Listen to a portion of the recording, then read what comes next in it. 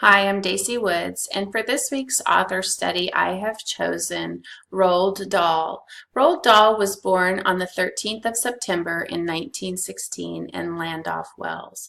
His parents were of Norwegian descent, and the Norwegians actually pronounce his first name RoaldDahl, but Roald lived his whole life having the pronunciation Roald Dahl. He attended boarding school as a child, largely on the wishes of his mother. She had high hopes and dreams for Roald. After schooling, Roald took a job with Shell Oil so that he could travel to different parts of the world.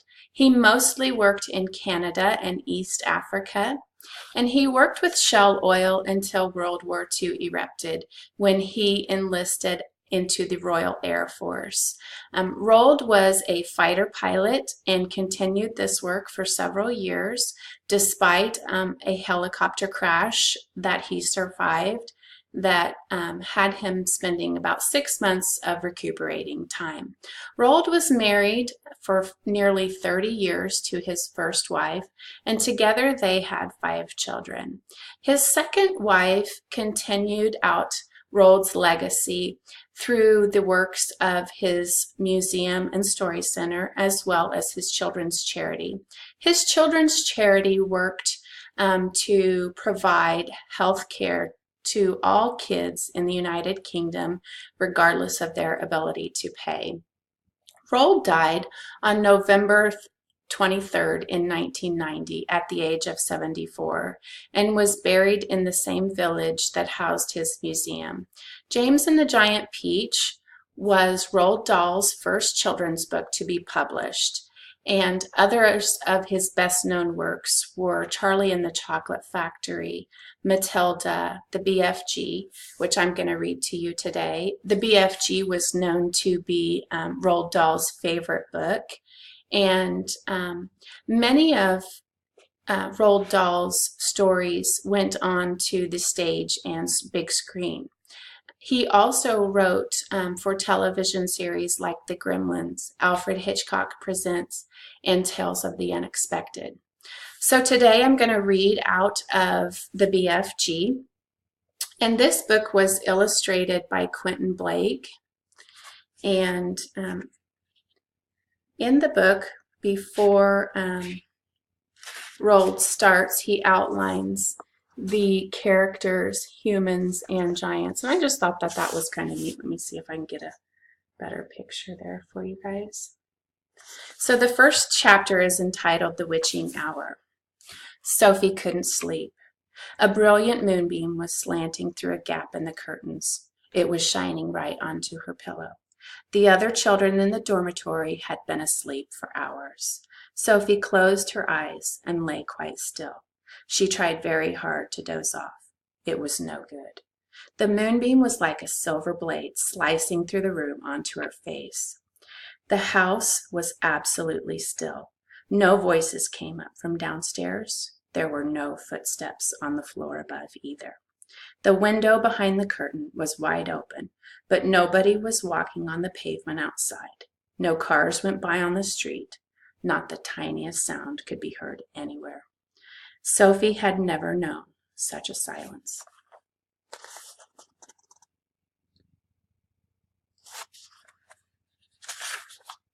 Perhaps, she told herself, this was what they called the witching hour. The witching hour, somebody had once whispered to her, was a special moment in the middle of the night when every child and every grown-up was in a deep, deep sleep, and all the dark things came out from hiding and had the world to themselves. The moonbeam was brighter than ever on Sophie's pillow. She decided to get out of bed and close the gap in the curtains. You got punished if you were caught out of bed after lights out, even if you said you had to go to the lavatory. That was not accepted as an excuse, and they punished you just the same. There was no one about now. Sophie was sure of that. She reached out for her glasses that lay on the chair beside her. They had steel rims and very thick lenses, and she could hardly see a thing without them. She put them on, then slipped out of bed and tiptoed over to the window. When she reached the curtains, Sophie hesitated. She longed to duck underneath him and lean out of the window to see what the world looked like now that the witching hour was at hand. She listened again. Everywhere it was deathly still. The longing to look out became so strong she couldn't resist it. Quickly, she ducked under the curtains and leaned out the window. In the silvery moonlight, the village street she knew seemed so completely different. The houses looked bent and crooked, like houses in a fairy tale. Everything was pale and ghostly and milky white. Across the road she could see Mrs. Rance's shop, where you bought buttons and wool and bits of elastic. It didn't look real. There was something dim and misty about that too. Sophie allowed her eye to travel further and further down the street. Suddenly, she froze. There was something coming up the street on the opposite side.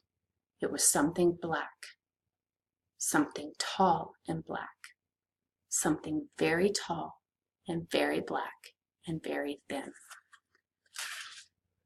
Who? It wasn't a human. It couldn't be. It was 4 times as tall as the tallest human. It was so tall its head was higher than the upstairs windows of the houses.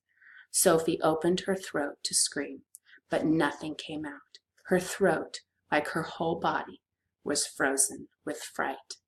This was the witching hour. All right. So I wanted to leave RoaldDahl's summary with a quote that he once said. So please, oh please, we beg, we pray, throw your TV set away, and in its place you can install a lovely bookcase on the wall. So for the activities that I've chosen for this, the first is a dream jar, and I would ask students to write their own dream that they have for themselves, and then they could decorate it with pastels that represented something dreamlike to them, and then we would hang these on the bulletin board. The second activity that I've chosen is a Who Am I character game, and I would lead this game as an example. I would ask the students to think of 3 adjectives that describe their assigned character in the book. And starting off, I would say that my character is brave, my character is helpful, and my character is resilient. I might talk about what the word resilient means to the class and see if anybody knows that. And then I would allow the students some time to guess who my character is. And of course, I am the character Sophie in this book. Then the students would break apart into pairs and think of 3 adjectives that describe their assigned character, and then come back to the group and present their 3 adjectives and maybe some actions to make the game a little bit more fun. And then as a class, we would guess who their character is. And then the final activity that I have chosen is a creative writing activity where the student is asked to think of a short story that they could write where they have just been picked up by a giant pair of hands, and to write what would happen next. Overall, I really liked learning about RoaldDahl as an author and as a fighter pilot and a screenwriter. He led a very interesting life, and I learned a great deal about him that I enjoyed. So thank you. If you get some time and you've never read a book written by RoaldDahl, I definitely would suggest it. He is a very creative man. Thank you.